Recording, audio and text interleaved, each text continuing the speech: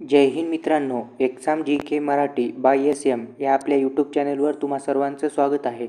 तर पहा मित्रांनो, आपण पाहत आहोत भारताचा आणि महाराष्ट्राचा भूगोल. जास्त करून महाराष्ट्राचा भूगोल या टॉपिकवर प्रिव्हियस इयरला जेवढ्या एक्झाम झाल्या त्या एक्झाममध्ये कशा प्रकारचे प्रश्न विचारलेले होते ते आपण या व्हिडिओच्या माध्यमातून घेत आहोत. आपण कालच्या व्हिडिओमध्ये जवळपास 50 प्रश्न आपण कालच्या व्हिडिओमध्ये पाहिलेले आहेत आणि त्याच्यानंतरचे 50 प्रश्न आजच्या व्हिडिओमध्ये आपण पाहणार आहोत. हे सर्व प्रश्न येणाऱ्या एक्झामसाठी खूप महत्त्वाचे आहेत. त्याच्यामुळे व्हिडिओ पूर्ण पहा आणि आपल्या मित्रांनासुद्धा शेअर करा.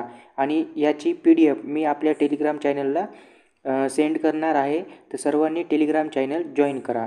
तर बघूया मग आजचे 50 क्वेश्चन. तर आजचा म्हणजेच आपला पूर्ण सिरीजचा 51वा क्वेश्चन. काल आपण 50 घेतले होते, आता तिथून पुढचे 50 आज पाहूया.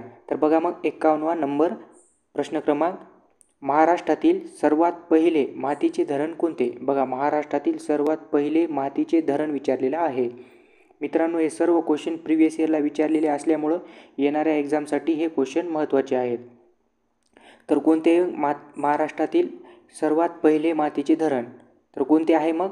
तर ते आहे गंगापूर धरण, ऑप्शन क्रमांक 2. पुढचा प्रश्न पहा, 52 नंबर, खालीलपैकी गोदावरीची सर्वात मोठी उपनदी कोणती? बघा, गोदावरीची सर्वात मोठी उपनदी कोणती असा प्रश्न विचारलेला आहे. तर कोणती आहे मग? तर गोदावरीची सर्वात मोठी उपनदी आहे प्राणहिता. ओके, ऑप्शन क्रमांक 4. पुढचा प्रश्न पहा, पैनगंगा, वर्धा व वैनगंगा या नद्यांच्या संगमानंतर तयार होणाऱ्या सामायिक नदी प्रवाहाला काय म्हणतात?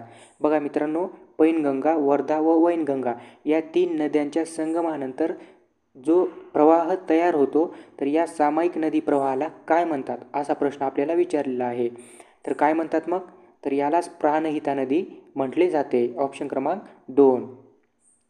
पुढचा प्रश्न पहा, प्रश्न क्रमांक 54, वाघांसाठी प्रसिद्ध असणारे इंद्रावती अभयारण्य हे खालीलपैकी कोणत्या राज्यामध्ये स्थित आहे? बघा, खूप महत्त्वाचं हा प्रश्न आहे.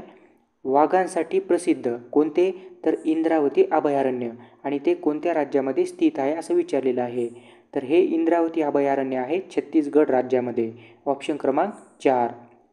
पुढचा प्रश्न पाहूया, जेलीकट्टू हा महोत्सव कोणत्या राज्यात आयोजित केला जातो? बघा, जेलीकट्टू हा जो महोत्सव आहे तो कोणत्या राज्यामध्ये आयोजित केला जातो? तर कोणत्या मग?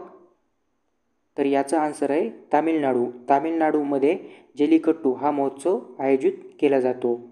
पुढचा प्रश्न पहा, प्रश्न क्रमांक 56, डेझर्ट राष्ट्रीय अभयारण्य खालीलपैकी कोणत्या राज्यांमध्ये स्थित आहे? बघा, डेझर्ट राष्ट्रीय अभयारण्य कोणत्या राज्यामध्ये स्थित आहे? तर कुठे आहे मग? तर हे अभयारण्य राजस्थानमध्ये आहे, ऑप्शन क्रमांक सी. पुढचा प्रश्न पहा, 57 नंबरचा, भारतातील पहिले मयूर अभयारण्य खालीलपैकी कोणत्या जिल्ह्यामध्ये स्थित आहे? बघा, भारतातील हे पहिले अभयारण्य आहे आणि हे मयूर अभयारण्य आहे. तर हे कोणत्या जिल्ह्यामध्ये स्थित आहे असं विचारलेलं आहे? तर ते आहे बीड जिल्ह्यामध्ये, ऑप्शन क्रमांक 3. बघूया पुढचा प्रश्न, जिम कॉर्बेट नॅशनल पार्क कोणत्या राज्यामध्ये स्थित आहे? महत्त्वाचे आहे बघा हे. जिम कॉर्बेट नॅशनल पार्क कोणत्या राज्यामध्ये स्थित आहे? तर कोणते आहे मग? तर हे आहे उत्तराखंड राज्यामध्ये, ऑप्शन क्रमांक बी. पुढचा प्रश्न पाहूया, प्रश्न क्रमांक 59, महाराष्ट्रातील खालीलपैकी कोणत्या शहराला ऑरेंज सिटी म्हणून ओळखले जाते? बघा, आता महाराष्ट्रातील विचारले बरं का, कोणत्या शहराला ऑरेंज सिटी म्हणून ओळखले जाते? तर कोणत्या शहराला ऑरेंज सिटी म्हणून ओळखले जाते मग? तर नागपूर. नागपूर या शहराला महाराष्ट्रातील ऑरेंज सिटी म्हणून ओळखले जाते, ऑप्शन क्रमांक 2. पुढचा प्रश्न पहा, नंदादेवी राष्ट्रीय उद्यान खालीलपैकी कोणत्या राज्यात आहे? बघा, नंदादेवी राष्ट्रीय उद्यान खालीलपैकी कोणत्या राज्यामध्ये स्थित आहे? तर कोणते आहे मग? तर नंदादेवी राष्ट्रीय उद्यान हे आहे उत्तराखंडमध्ये. ओके, उत्तराखंडमध्ये हे उद्यान आहे. पुढचा प्रश्न पहा, प्रश्न क्रमांक 61, महाराष्ट्रातील सर्वात जास्त महानगरपालिका असलेला जिल्हा कोणता? खूप महत्त्वाचा प्रश्न आहे. महाराष्ट्रातील सर्वात जास्त महानगरपालिका असलेला जिल्हा कोणता असा प्रश्न विचारलेला आहे. तर कोणता आहे मग? तर तो आहे ठाणे जिल्हा. ठाणे जिल्ह्यामध्ये महाराष्ट्रातील सर्वात जास्त महानगरपालिका आहेत, व्यवस्थित लक्षात घ्या. पुढचा प्रश्न बघा, भारतातील सर्वात जास्त मीठ उत्पादन करणारे राज्य कोणते? बघा, भारतातील सर्वात जास्त मीठ उत्पादन करणारे राज्य तर कोणते आहे मग? तर ते आहे गुजरात राज्य. भारतातील सर्वात जास्त मीठ उत्पादन करणारे राज्य आहे गुजरात. पुढचा प्रश्न पाहूया. प्रश्न क्रमांक 63. हतनूर धरण कोणत्या जिल्ह्यामध्ये आहे? बघा, हतनूर धरण हे कोणत्या जिल्ह्यामध्ये आहे? महाराष्ट्रातील कोणत्या जिल्ह्यामध्ये आहे? तर कोणते आहे मग? तर हतनूर हे जे धरण आहे ते जळगाव जिल्ह्यामध्ये आहे. जळगाव जिल्ह्यामध्ये. ऑप्शन क्रमांक 2. पुढचा प्रश्न पहा. शहानूर धरण कोणत्या जिल्ह्यामध्ये आहे? बघा, आता शहानूर धरण विचारलेलं आहे तर महाराष्ट्रातील कोणत्या जिल्ह्यामध्ये आहे? तर कोणते आहे मग? तर शहानूर धरण हे अमरावती जिल्ह्यामध्ये आहे. व्यवस्थित लक्षात घ्या, कन्फ्यूज होऊ नका. बघा, हतनूर धरण हे जे आहे धरण ते आहे जळगाव जिल्ह्यामध्ये आणि शहानूर धरण हे आहे अमरावती जिल्ह्यामध्ये. हे दोन्ही व्यवस्थित लक्षात घ्या. बघूया पुढचा प्रश्न. प्रश्न क्रमांक 65. महाराष्ट्रातील एकूण किती लेण्यांचा समावेश जागतिक वारसा स्थळांच्या यादीमध्ये करण्यात आलेला आहे? खूप महत्त्वाचा IMP व्हेरी इम्पॉर्टंट प्रश्न आहे. बघा, महाराष्ट्रातील किती लेण्यांचा समावेश जागतिक वारसा स्थळांच्या यादीमध्ये करण्यात आलेला आहे? तर किती लेण्यांचा समावेश करण्यात आलेला आहे मग? तर याचं आन्सर आहे 3 लेण्यांचा समावेश. ओके, महाराष्ट्रातील 3 लेण्यांचा समावेश हा जागतिक वारसा स्थळांच्या यादीमध्ये करण्यात आलेला आहे. पुढचा प्रश्न पाहूया. प्रश्न क्रमांक 66. महाराष्ट्रातील पहिले रामसर स्थळ कोणते आहे? हे सुद्धा महत्त्वाचा प्रश्न आहे. महाराष्ट्रातील पहिले रामसर स्थळ तर कोणते आहे मग? तर याचा आन्सर आहे नांदूर मधमेश्वर. नांदूर मधमेश्वर हे जे आहे तर हे महाराष्ट्रातील पहिले रामसर स्थळ आहे. पुढचा प्रश्न पहा. हतनूर धरण कोणत्या नदीवर आहे? बघा, आता हतनूर धरण कोणत्या नदीवर आहे विचारलेलं आहे. तर कोणत्या नदीवर आहे मग? तर याचं आन्सर आहे तापी नदीवर. हतनूर धरण हे जे आहे हे तापी नदीवर आहे. पुढचा प्रश्न पहा. कोयना धरणातील जलाशयास कोणत्या नावाने ओळखले जाते?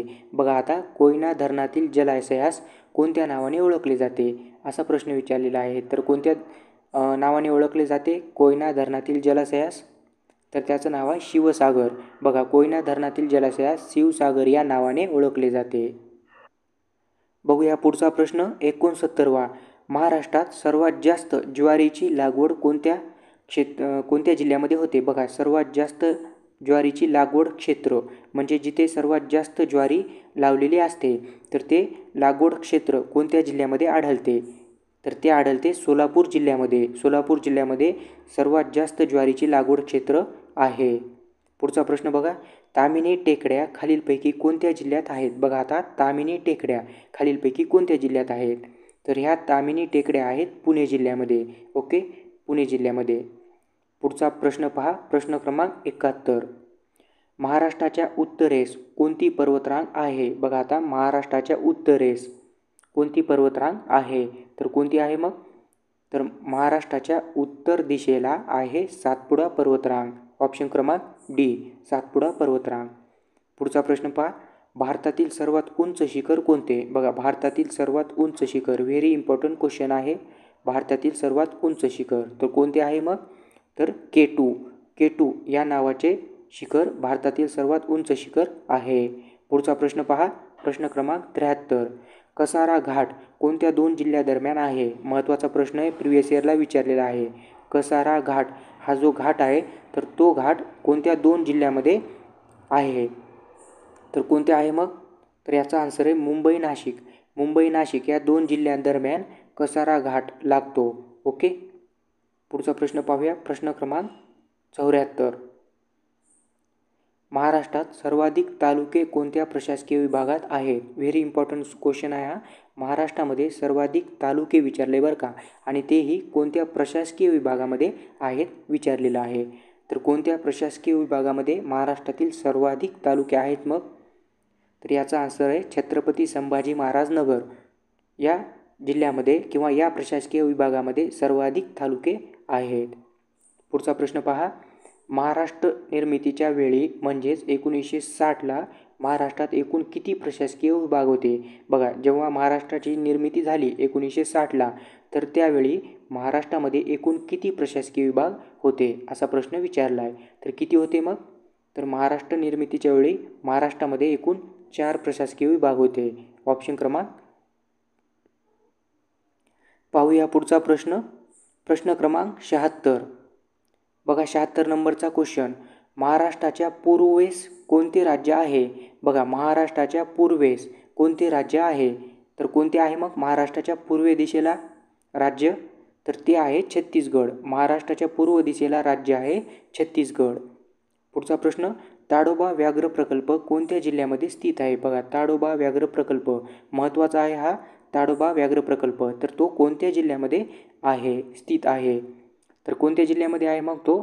तर तो चंद्रपूर या जिल्ह्यामध्ये ताडोबा व्याघ्र प्रकल्प स्थित आहे, चंद्रपूर जिल्ह्यामध्ये. पुढचा प्रश्न. महाराष्ट्रातील नांदेड हे शहर कोणत्या नदीकाठी वसले आहे? बघा नांदेड शहर कोणत्या नदीकाठी स्थित आहे? तर ते आहे गोदावरी नदीकाठी. ओके, गोदावरी नदीच्या काठेला नांदेड हे शहर स्थित आहे. ऑप्शन क्रमांक 3. पुढचा प्रश्न पाहूया. प्रश्न क्रमांक 79. कर्नाटकातील जोग धबधबा कोणत्या नदीवर निर्माण होतो? बघा कर्नाटकामध्ये हा जो जोग धबधबा आहे तर तो कोणत्या नदीवर निर्माण होतो?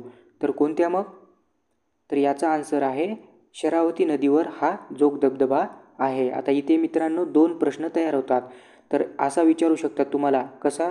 तर जोग धबधबा हा कोणत्या राज्यामध्ये आहे? तर ते आहे कर्नाटक राज्यामध्ये. हा एक प्रश्न तयार होतो. आणि जोग धबधबा कोणत्या नदीवर निर्माण झालेला आहे? तर तो आहे शरावती नदीवर. ओके, हे दोन्ही पॉईंट व्यवस्थित लक्षात घ्या. बघूया पुढचा प्रश्न. प्रश्न क्रमांक 80. महाराष्ट्रात लोकसंख्येची सर्वात जास्त घनता कोणत्या जिल्ह्यामध्ये आहे?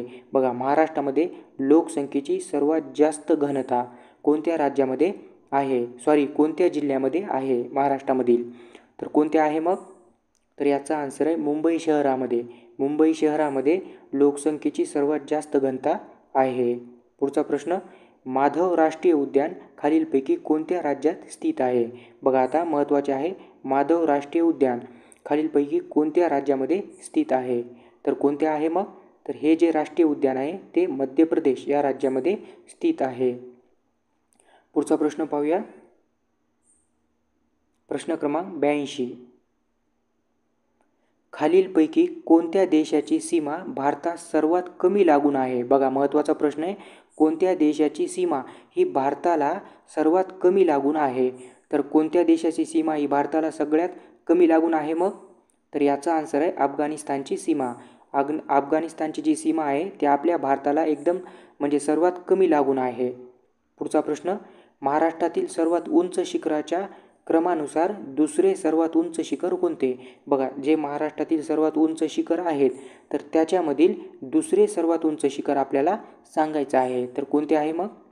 तर दुसरे सर्वात उंच शिखर आहे साल्हेर. ओके, दुसरे विचारले बरं का. दुसरे आहे साल्हेर. आणि पहिले कोणते आहे मग? तर पहिले आहे कळसुबाई. हे सुद्धा व्यवस्थित लक्षात घ्या.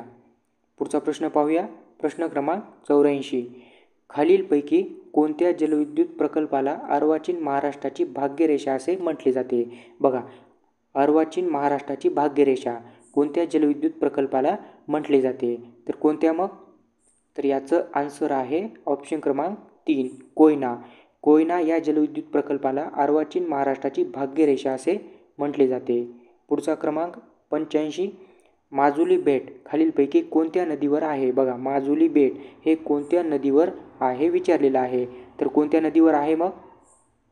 तर याचं आन्सर आहे ब्रह्मपुत्रा नदीवर. ब्रह्मपुत्रा नदीवर हे माजुली बेट स्थित आहे. पुढचा प्रश्न पहा. प्रश्न क्रमांक 86. फणसाड वन्यजीव अभयारण्य खालीलपैकी कोणत्या जिल्ह्यामध्ये स्थित आहे? बघा फणसाड वन्यजीव अभयारण्य महाराष्ट्रातील कोणत्या जिल्ह्यामध्ये स्थित आहे विचारलेलं आहे. तर कोणत्या जिल्ह्यामध्ये हे अभयारण्य आहे मग? तर याचा आन्सर आहे रायगड जिल्ह्यामध्ये. फणसाड वन्यजीव अभयारण्य रायगड जिल्ह्यामध्ये स्थित आहे. पुढचा प्रश्न पहा. काटेपूर्णा अभयारण्य खालीलपैकी कोणत्या जिल्ह्यामध्ये आहे? बघा आता काटेपूर्णा अभयारण्य विचारलेलं आहे. तर कोणत्या जिल्ह्यामध्ये आहे मग हे? तर काटेपूर्णा अभयारण्य हे अकोला जिल्ह्यामध्ये स्थित आहे, अकोला जिल्ह्यामध्ये. पुढचा प्रश्न पहा. चपराळा अभयारण्य खालीलपैकी कोणत्या जिल्ह्यामध्ये स्थित आहे? बघा आता चपराळा अभयारण्य विचारलेलं आहे. तर कोणत्या जिल्ह्यामध्ये हे चपराळा अभयारण्य आहे मग? तर याचा आन्सर आहे गडचिरोली जिल्ह्यामध्ये.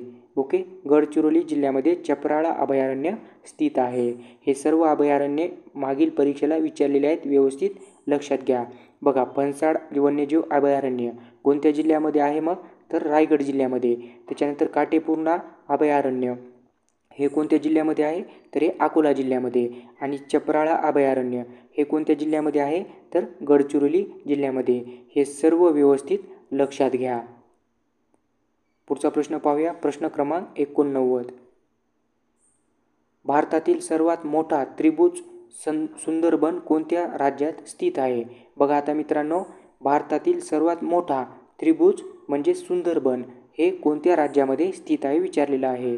तर हे पश्चिम बंगालमध्ये स्थित आहे, पश्चिम बंगालमध्ये. पुढचा प्रश्न, खालीलपैकी कोणत्या नदीला खानदेश कन्या असे म्हटले जाते. बघा, खालीलपैकी कोणत्या नदीला खानदेश कन्या अशा नावाने सुद्धा ओळखले जाते. तर कोणत्या मग, तर तापी नदीला. तापी नदीला खानदेश कन्या या नावाने सुद्धा ओळखले जाते. पुढचा प्रश्न पहा, प्रश्न क्रमांक 91. यावल अभयारण्य कोणत्या जिल्ह्यामध्ये स्थित आहे. बघा आता, यावल अभयारण्य कोणत्या जिल्ह्यामध्ये स्थित आहे विचारलेलं आहे. तर कोणते आहे मग, तर यावल अभयारण्य हे आहे जळगाव जिल्ह्यामध्ये. ऑप्शन क्रमांक 1. बघूया पुढचा प्रश्न,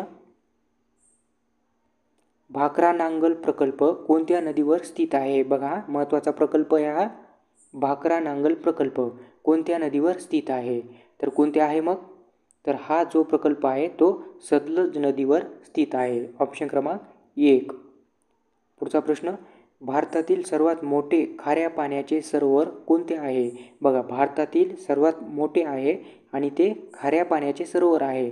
तर ते कुठे आहे, कोणते आहे विचारलेलं आहे. खाऱ्या पाण्याचे सरोवर कोणते आहे बरं का, कोणते आहे मग, तर ते आहे चिल्का सरोवर, जे खाऱ्या पाण्याचे भारतातील सर्वात मोठे सरोवर आहे, चिल्का सरोवर. पुढचा प्रश्न, प्रश्न क्रमांक 94. पारस हा औष्णिक विद्युत प्रकल्प खालीलपैकी कोणत्या जिल्ह्यामध्ये स्थित आहे. बघा, पारस हा औष्णिक विद्युत प्रकल्प कोणत्या जिल्ह्यामध्ये स्थित आहे. तर हा जो प्रकल्प आहे तो अकोला जिल्ह्यामध्ये स्थित आहे, अकोला जिल्ह्यामध्ये. पुढचा प्रश्न, भारतातील पहिला अणुविद्युत प्रकल्प खालीलपैकी कोठे सुरू करण्यात आला. बघा, हा प्रकल्प भारतातील पहिला आहे आणि हा अणुविद्युत प्रकल्प आहे. तर हा कोठे सुरू करण्यात आलेला आहे विचारलेला आहे. तर कोठे मग, तर तारापूर या ठिकाणी. तारापूर या ठिकाणी भारतातील पहिला अणुविद्युत प्रकल्प सुरू करण्यात आलेला आहे. पुढचा प्रश्न पाहूया, प्रश्न क्रमांक 96. कृष्णा नदीचे उगमस्थान कुठे आहे. बघा, कृष्णा नदीचे उगमस्थान, सोपा प्रश्न आहे, मागील परीक्षेला येऊन गेलेला आहे. कृष्णा नदीचे उगमस्थान कुठे आहे मग, तर हे महाबळेश्वर या ठिकाणी कृष्णा नदी उगम पावते. पुढचा प्रश्न 97 नंबरचा, सागरेश्वर अभयारण्य खालीलपैकी कोणत्या जिल्ह्यामध्ये आहे. बघा आता, सागरेश्वर अभयारण्य विचारलेलं आहे. तर कोणत्या जिल्ह्यामध्ये आहे मग, तर हे सांगली जिल्ह्यामध्ये सागरेश्वर अभयारण्य आहे. पुढचा प्रश्न पहा, प्रश्न क्रमांक 98. खालीलपैकी देशातील 54वा व्याघ्र प्रकल्प कोणता. बघा, महत्त्वाचा प्रश्न आहे, अतिशय महत्त्वाचा, व्हेरी इम्पॉर्टंट प्रश्न आहे. देशातील 54वा व्याघ्र प्रकल्प खालीलपैकी कोणता. तर कोणता आहे मग, तर हा जो प्रकल्प आहे तो आहे ऑप्शन क्रमांक बी, वीरांगना दुर्गावती व्याघ्र प्रकल्प. वीरांगना दुर्गावती व्याघ्र प्रकल्प हा देशातील 54वा व्याघ्र प्रकल्प आहे, व्यवस्थित लक्षात घ्या. पुढचा प्रश्न पहा, क्षेत्रफळाच्या दृष्टीने देशातील सर्वात लहान व्याघ्र प्रकल्प कोणता. बघा, क्षेत्रफळाच्या दृष्टीने विचारले बरं का, देशातील सर्वात लहान व्याघ्र प्रकल्प. तर कोणता आहे मग, जे की क्षेत्रफळाच्या दृष्टीने देशातील सर्वात लहान व्याघ्र प्रकल्प आहे. तर तो व्याघ्र प्रकल्प आहे नमेरी व्याघ्र प्रकल्प. ओके, नमेरी व्याघ्र प्रकल्प हा देशातील क्षेत्रफळाच्या दृष्टीने सर्वात लहान व्याघ्र प्रकल्प आहे. आता बघूया आजचा शेवटचा प्रश्न, भारताची भूसीमा ही किती देशांसोबत संलग्न आहे.